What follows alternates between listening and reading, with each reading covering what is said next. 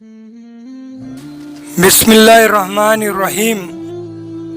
गलत चलूं तो खुदा यूं करे कि जी न सकूं। गलत चलूं तो खुदा यूं करे कि जी न सकूं। गमों का जहर पी लूं, शराब पी न सकूं। माशाअल्लाह हज का वक्त है। अल्लाह ताला को इब्राहीम अलैहिस्सलाम, हाजरा अलैहिस्सलाम, इस्माइल अलैहिस्सलाम तमाम हज के वक्त की हुई अरकान अल्लाह ताला को इतने पसंद आए कि तमाम हाजियों के लिए ये तमाम अरकान वाजिब व फ़र्ज करार दिया। जैसा सफ़ा मरवा के चक्कर लगाना, शैतान को पत्थर मारना, जमजम का पानी पीना, कुर्बानी करना। अल्लाह ताला क़यामत तक ये तमाम अरकान हाजियों पर वाजिब करार दिया है। जब तक ये अरकान पूरे अदा नहीं करेंगे उनका हज मुकम्मिल नहीं होगा।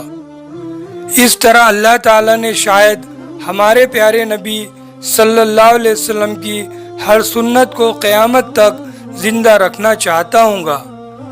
इसीलिए उलमा इकराम कहते हैं कि चारों इमाम में से किसी एक इमाम की पैरवी बेहतर है, जैसा इमाम अबू हनीफा, इमाम शाफई, इमाम हम्बल, इमाम मालिक।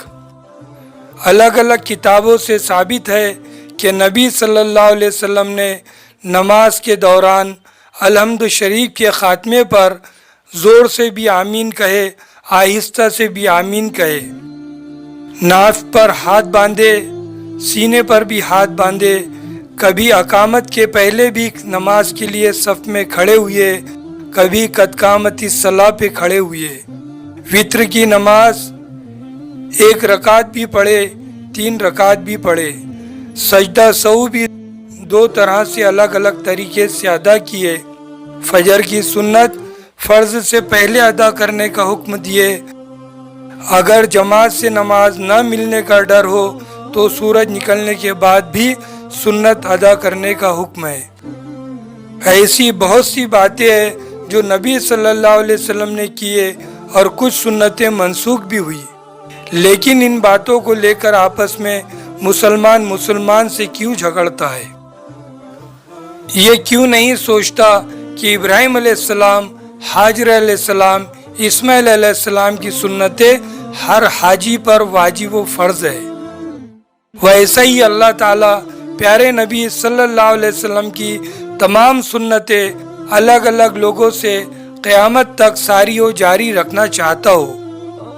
ये अल्लाह की मंशा और मसलहत हो तो मैं और आप इसमें दखल देने वाले कौन होते हैं?